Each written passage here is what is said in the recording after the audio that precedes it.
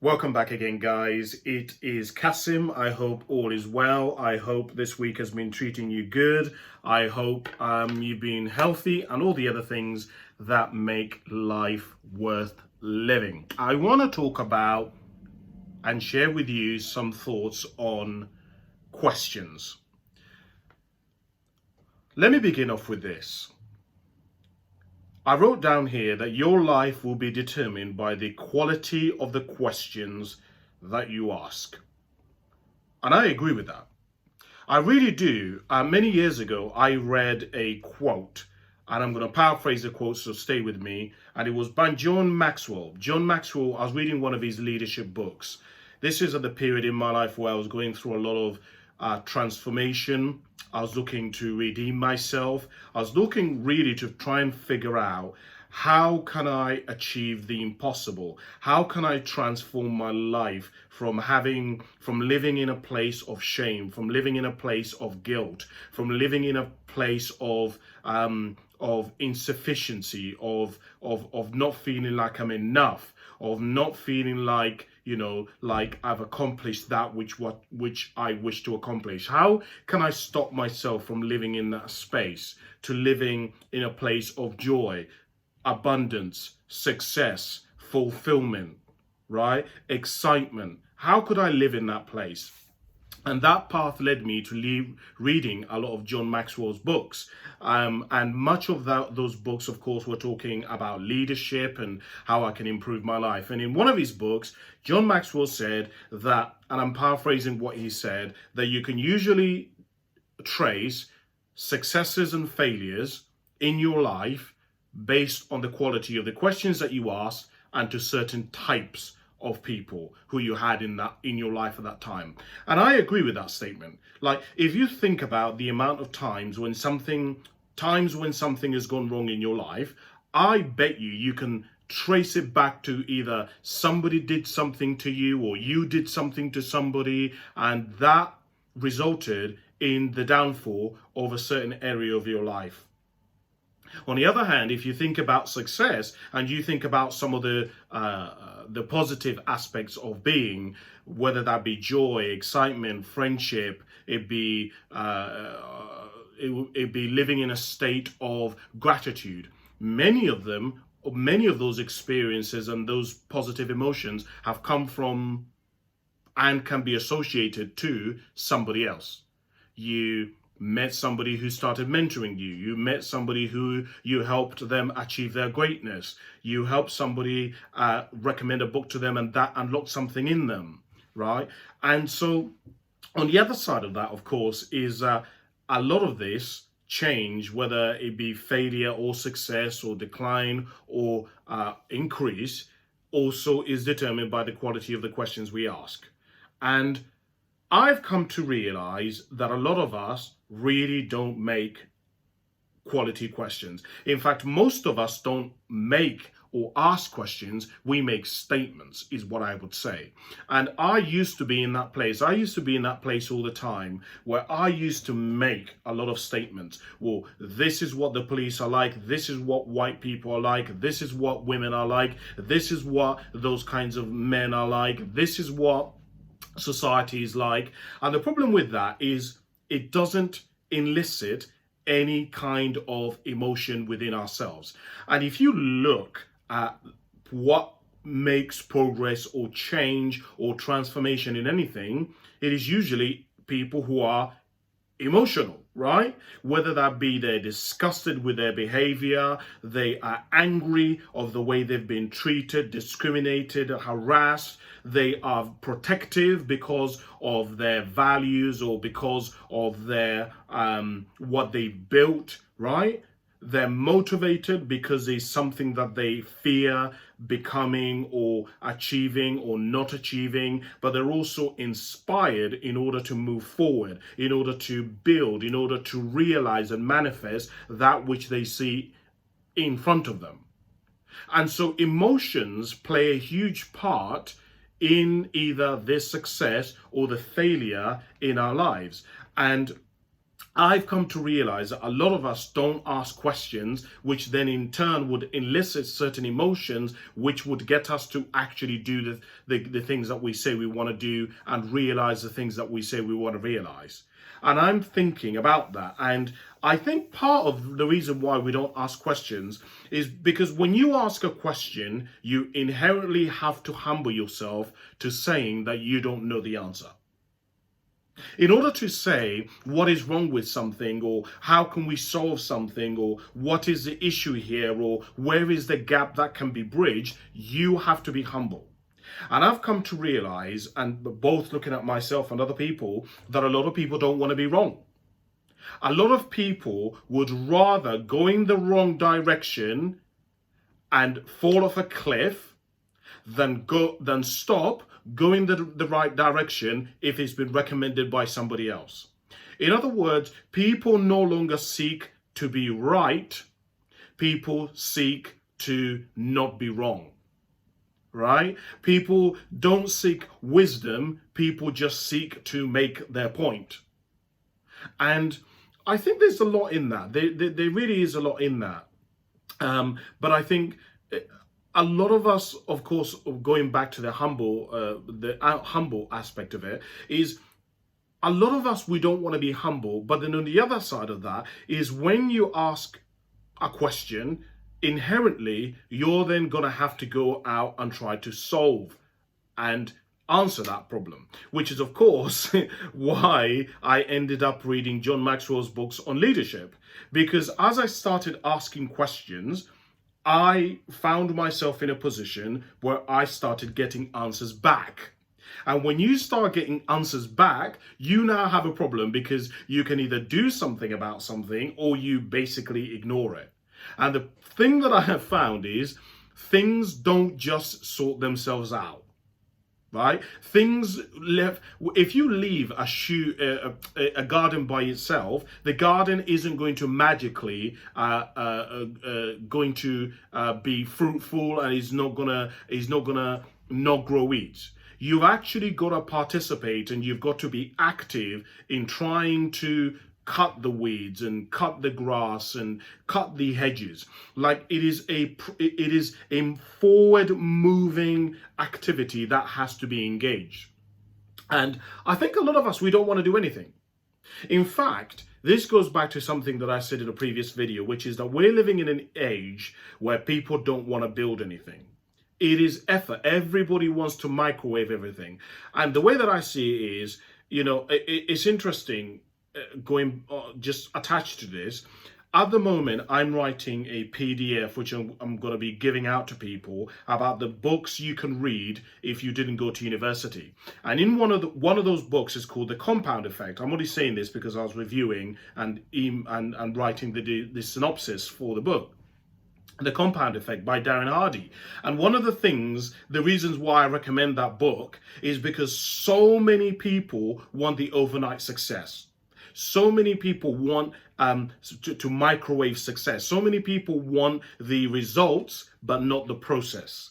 And the problem that you've got is if you focus on the result and not the process, you're not going to get the result. But if you focus on the process and ignore the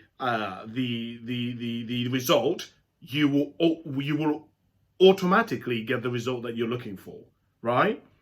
And so there is this quote that, who was it? Tony Robbins said, people are rewarded in public for what they've practiced for years in private. And the thing is, nobody wants to practice anything in private anymore. Nobody wants to look, even in public, really, nobody wants to look like they are beginners. Nobody wants to look like they're not good at something. Everybody just wants to see the Instagram image. Everybody just wants to see the end result. But the problem is, anything that's worthwhile requires process, right? In some degree, it requires patience. It requires time. It requires effort. It requires not giving up, resilience, right?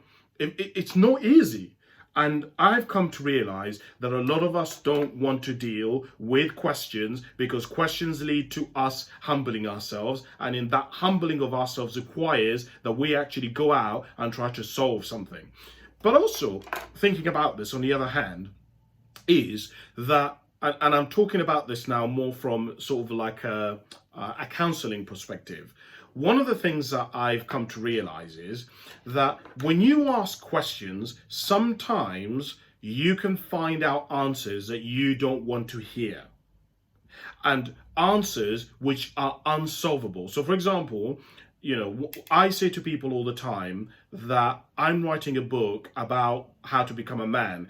And one of the things that I write in that book is that in order to become a man, at one point or another, to truly reach the apex of what it means to be a man, you're going to have to forgive your parents. Now, in order to forgive your parents, one of the things that you're going to have to do is you're going to have to find out what your parents' story is. And the problem is, if you've grown up with parents who have in some way hurt you, and then you go to find out what their you decide, I'm going to go and ask the question. I'm going to go and find out what my parents' story is. What was their upbringing like? What happened to them? Like, people don't just end up abusing their children out of nowhere. People don't end up just abandoning or neglecting their children if they had a healthy, wonderful childhood. Something must have happened. So let me go and find out what happened to my mum or my dad. The problem that you've got is when you go and find that out, you may go and find out that actually you have a lot more empathy for your parents than what you thought. You might find out that actually that makes sense. Now I see why my mum was like that. Now I understand why my dad was behaving in that way. And that may be putting you in a position where you may not be able to change it. You might actually come to realize that you can't change your parents, right? In fact, one of the things that I wrote down here as my notes is that questions cause problems as they challenge hidden truths. Right? When you actually go and start asking questions, you might find things out that you don't want to find out. And a lot of us in life don't want to deal with the darkness of life. We don't want to deal with the negativity. One of the things that I've had to really get out of is this habit of not sitting with the dark emotions and the negative emotions that exist in being. Right? Sadness, guilt, shame, the feeling of sadness, the feeling of unworthiness, the feeling of disappointment. Because the problem that you've got is if you don't experience those emotions, then you can't truly understand joy. You can't truly understand gratitude. You can't truly understand friendship, connection. You can't understand any of those polar opposites if you've not felt any of the others. And I remember I used to go through my life using a phrase that I call motivational quoting myself, right? Which was when something bad would happen, I would say, well, you should never give up. And what that did then is it didn't allow me to sit with the emotions of difficulty, of things not going the way that disappointment of things not going the way that I wanted things to go, right? And so one of the things that I would encourage you to really start sitting with is, I wonder how you've been sitting with hard truths, with things that are really, really, really difficult, that you can't change, that can't be changed. Thinking about this, one of the things that came up for me as I was thinking about this is I was thinking about how at one point or another, all of us have to decide, am I going to pursue something or am I not going to pursue something? Like, I was thinking about one of my friends who wanted to become a goalkeeper, and one of the decisions he had to make is, if I quit trying to become a goalkeeper, I'm going to have to deal with all the emotions of all of that and the loss and the grief of all of that. And on the other side, I'm now going to have to accept that I couldn't make it, right? And then on top of all of that, I'm now going to have to go through the work of figuring out what my purpose is, making meaning out of all of that, trying to forge a new vision for myself and goals for myself and a purpose for myself. I'm going to have to set all of that. And a lot of people don't want to do that. And that's just the truth. Right? We don't want to deal with inconceivable truths, with inconvenient truths, with things that are not going to be good. You know, I was talking about in a video yesterday that one of the inconvenient truths that is causing loads of problems that nobody wants to talk about is the fact that we need men, that the role of a father is as important as the role of a mother. It would seem to me that nobody wants to deal with this, because if that was true, right? If it was true that the role of a father is as important as the role of a mother, that would make a lot of mothers' roles obsolete, right? Because a lot of people, their behavior, their attitude, their lifestyles are all based on the fact that in society we give a lot more precedence and a lot more value on the mother role than we do on the father role. So we can't accept that the father role is as equally as important. There is no way that we can accept that, right? One of the other things that came up for me as I was thinking about this subject is, if you don't like the answer, go for a second opinion. I think this is really important, you know, because when you start going around and asking questions, you can, on many times, find out that the answer that you're looking for isn't the one that you're looking for. Maybe you've gone to the doctors and you started looking at your health and the doctors told you that this is the only way. Well, I suggest to you that you go and have another opinion, because there is almost always another route. Not always. Not in every circumstance is there a way out, but in most cases, there is an alternative. There is a different route. There is a different way out. There is a different option. But of course, that pushes us to ask the question of what are the other routes. You have to ask questions and you have to go and do research. And as I said, a lot of us don't want to do that kind of stuff. But I would recommend to you considering that. Going and getting a second opinion, going and thinking about that. So that was some of the things that came up for me as I was thinking about questions. You know, this topic is so expansive and so big. I could go in so many different angles with it. Trust me on this. If you actually saw the amount of notes that I wrote down, it's huge. But I don't want to continue making this video longer than it is. But it's just something that I thought that I would share with you and get you to really start thinking about questions and what role questions are playing in your life, and what significance you're placing on them or insignificance you're placing on them. I think it's a really, really, really important thing. And just reflect on it. What comes up for you as you start thinking about questions? What does that elicit within yourself? What is triggered when you start thinking about that concept of questions and asking questions and being asked questions? What comes up for you? Because that should tell you something about you, right? I think it's quite revealing and quite telling what comes up. Maybe when you ask me, even asking you this question, brings something up for you now, which might be negative or positive. That in itself tells you something about you. So I'll leave it there. I really appreciate you listening. Thank you very much for listening. I really appreciate it. And I guess I will see you in the next video. Bye for now.